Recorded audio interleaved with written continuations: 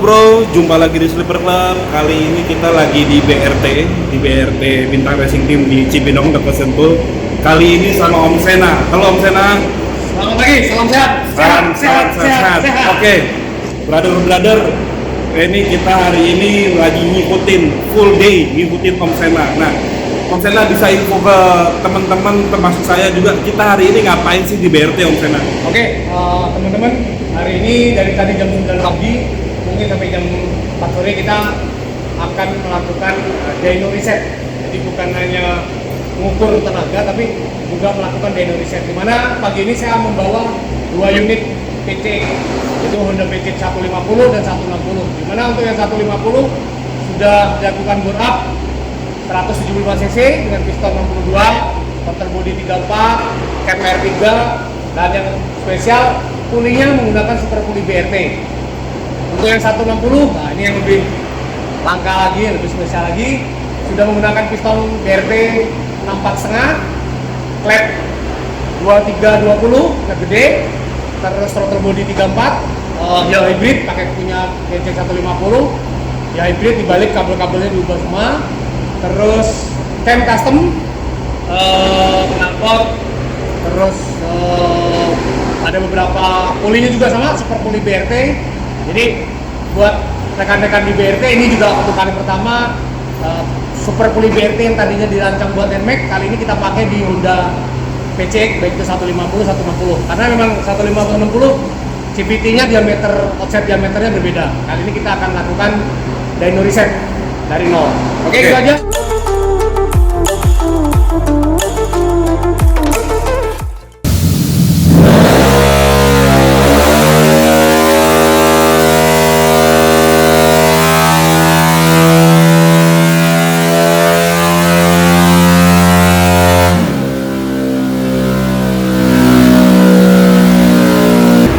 Oke bro, jumpa lagi di Slipper Club. Nah, kali ini kita sudah menyelesaikan dyno pertama motor Om Sena.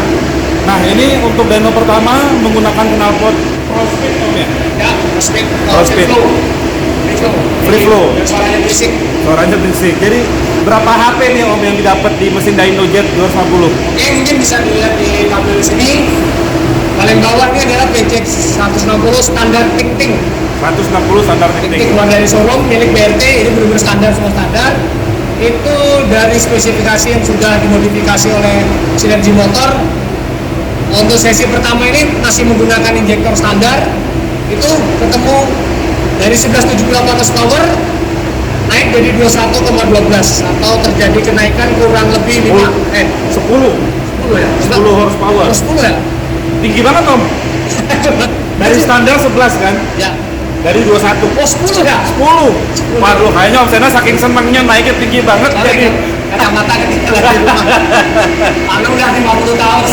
siap. Udah plus 2.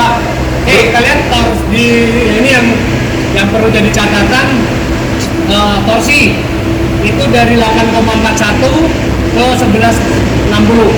Oke. Nah ini torsi itu naik 1 udah rasanya luar biasa, apalagi nih naiknya 3 ya? 3. Naik ada 3 kenaikan. 3, wah kerasa banget ini. Dan ini kemudian motornya yang unik, yang lucu ya. Motor ini kalau di brosur horsepower-nya tertulis 15, tapi kalau di on wheel ya 1178. Ya karena rata-rata on wheel sama brosur itu ya gapnya bisa sampai 30%. Jadi tertulis 15, ternyata bisa 11. Itu on wheel. Buat teman-teman yang belum paham perbedaan dyno on wheel vs brosur, terjadi perbedaan signifikan. Yang perlu dicatat dari motor modifikasi kayak ini adalah kompresi mesin. Jadi ada kecelakaan teknis ketika pistonnya ini saya order di CNC. Domnya itu pakai domnya R15 V3. Terus coakannya dia dalam. Jadi ketika diinstalasi pistonnya ternyata lebih mendem di bawah standar, Jadi ketika oleh Joko dari Sinergi Motor itu diburet, kompresinya malah turun jadi 111. Padahal standarnya 112. Jadi hasil segini buat saya sih udah alhamdulillah sekali. Karena apa? Pakai kompresi rendah. Padahal ini kompresinya rendah, tapi dapatnya 21 HP. Kemarin Joko bilang ke saya, dan kalau bisa pistonnya diganti baru, pakai drum seperti biasanya, supaya bisa dapat 12.2. Nggak kebayang kalau ini pakai dom, ini mungkin kira-kira bayangan berapa HP nih Om? Kalau kompresi naik 1,5 poin aja, jadi 112.5. Wah, kok ini kebetulan yang mantep bloknya pakai liner karbon. Itu susah banget motornya, pistonnya BRT forging, udah kombinasi liner karbon dengan hardening kurang lebih 420 ARC, piston forging. Itu kalau saya pakai 112 bisa terkoreksi 1,5 horsepower lagi. 1 horsepower lagi ya sekitar 22,5. Tapi yang ini udah ngap-ngapan ini. Tapi ini udah oke banget Om, ya, dari standar. Karena motor ini insya Allah dalam waktu dekat memang rencana mau saya pakai touring ke Bromo. Jadi ini buat touring? Buat long touring, antar kota, antar provinsi. Nah ini Om, unik nih. Banyak yang menganggap motor bore up itu nggak aman buat touring. Oke, kembali kita ke redefinisi bore up. Bore up itu bukan hanya menaikkan kapasitas mesin, tapi dari function, dari goalnya. Tujuan kamu bore up itu apa? Ada bore up dulu, ada yang nyebutnya kohar, korek harian. Nah, saya nyebutnya bore up daily use. Bore up daily use itu juga ada stage-nya atau kasta-kastanya. Ya kasta buat kantoran, kasta buat enjoy atau fun. Terus ada kasta lebih buat sunmori atau lebih buat speed fun. Nah, kasta daily use itu ada yang paling tinggi, itu namanya high speed touring. Jadi kita benar-benar buat enjoy, dan kebetulan motor ini sering buat jadi sweeper moge-moge. Harley, Ultra Glad, Sportsman, Ducati, Vanigil, Javel, CX-10. Nah, saya kebetulan di tim touring saya sebagai sweeper. Nah, kalau tenaga saya pas-pasan, power band saya pot-potan ya ditinggal. Sweeper di belakang. Makanya kita kalah power, tapi menang nyali sama skill. Tapi motor nggak boleh malu-maluin. Dan satu lagi dari bore up yang paling terakhir adalah bore up buat liaran. Itu nggak akan bisa pakai buat fun atau pakai buat high speed touring, karena napas umur pakai komponennya pendek. Nah, di bore up di Sinergi Motor ini ya, dan saya supervisor si Joko ini saya monitoring, itu bagaimana endurance, performance, sama reliability atau usia pakai komponen, dan terakhir readingability atau comfortability itu benar-benar kita sinergikan. Makanya namanya sinergi. Sinergi motor itu mensinergikan beberapa tujuan dari kita. Mau apa? Mau awet, mau apa? Mau nyaman. Bahkan ada satu borak, saya nyebutnya borak basic. Itu di borak malah lebih irit bensinnya daripada standar showroom. Itu juga kejadian mas saya Om. Nah, itu kenapa? Kuncinya ada tadi di torsi.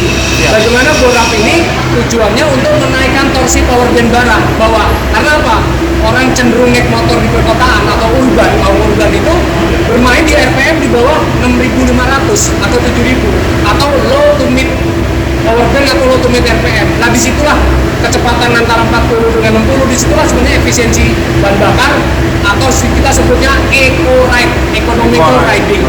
Nah, disitulah bore up dengan teknik menaikkan torsi itu bisa menaikkan konsumsi bahan bakar atau spesifik fuel consumption. Datang di Sinergi Motor. Datang di Sinergi Motor bro, jangan ragu ke Sinergi Motor. Nah,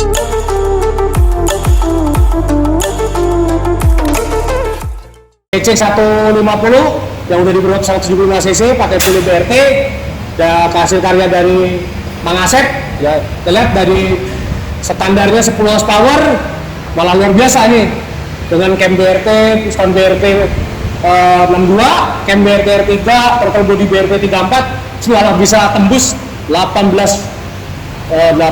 horsepower, 18 atau 17 horsepower.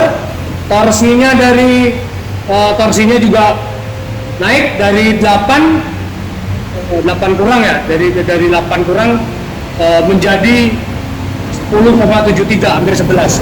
Torsinya juga naiknya juga 2 kalau untuk yang PCX 160, untuk PCX saya naiknya lebih dari 3. Nah inilah torsi, karena torsi itu bisa dikail dari cam, aplikasi cam racing, dan juga dari CVT. So dari teman-teman listen and learn, artinya kesimpulan dari yang bisa kita dapat dari sesi dyno 2 motor hari ini adalah bore up tidak harus boros bahan bakar. Bore up harus sesuai dengan tujuan awal, untuk harian, apa untuk balap atau peliharaan.